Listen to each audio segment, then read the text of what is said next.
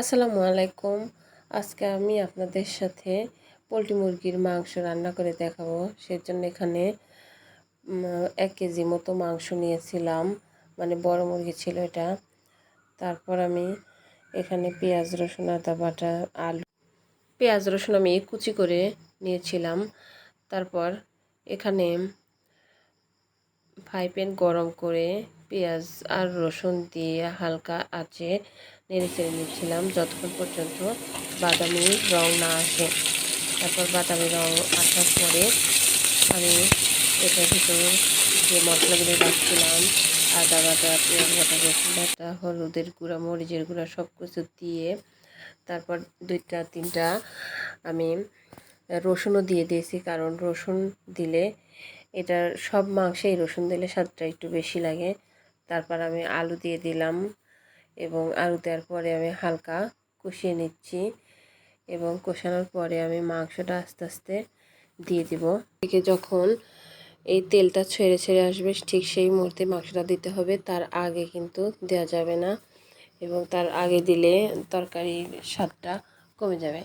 তারপর দেওয়ার পরে আমি আস্তে আস্তে নাড়তে থাকবো এবং নাড়তে নাড়তে যখন একসময় দেখব এই মাংস থেকে আসলে আগে থেকেই পানি বের হয়, সেজন্য আলাদা করে কোনো পানি দিয়ে আমি কষাবো না এবং হালকা করে চুলার আঁচটা খুবই কম রাখবো এবং কম রেখে আমি ঢাকনা দিয়ে ঢেকে কিছুক্ষণ পরপর আমি দেখব এবং পানি বের হয়ে আসছে, ঠিক তখনই আমি চুলার জালটা একটু বাড়ায় দেবো এবং দেওয়ার পরে আমি ঢাকনা দিয়ে ঢেকে রেখে তারপর একটু পরে হালকা করে পানি দিয়ে তারপর 5 মিনিট পরে আমি তরকারিটা এমন কালার আসছে এবং ঢাকনা খুলে আসলে এমন হালকা হালকা সুরা আছে।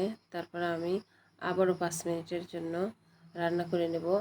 আসলে পোলট্রি মুরগির মাংসটা খুব কম আঁচে এবং খুব কম পানি দিয়ে রান্না করলে এর টেস্ট এবং মজা অন্যরকম হয়।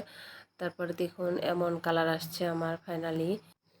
আসলে ক্যামেরাতে এমন কালার দেখা যাচ্ছে, কিন্তু বাস্তবে অনেক সুন্দর একটা কালার আসছিল। আর পোলট্রি মুরগিতে সবসময়ের জন্য ঝাল একটু বেশি দিলেই ভালো হয়। তারপরে আমি লেবুর রস দিয়েছিলাম।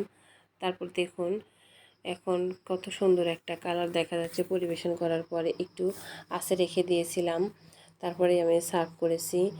দেখুন গাইস কত সুন্দর একটা কালার আসছে, দেখেই মনে হচ্ছে জিভে জল চলে আসছে। তো আজ এ পর্যন্তই। সবাই ভালো থাকবেন, সুস্থ থাকবেন।